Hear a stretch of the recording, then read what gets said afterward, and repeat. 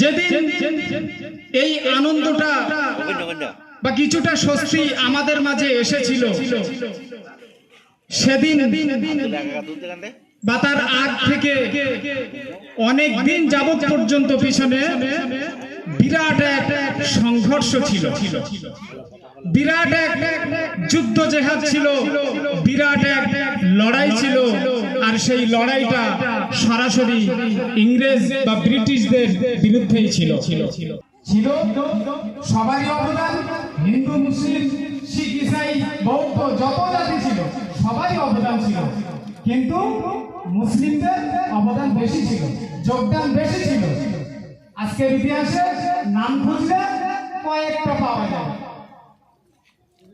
বাকি নামগুলো গেল, সব চলে গেল কলমের খোঁচায়, আমাদের কোনো অস্তিত্ব নাই।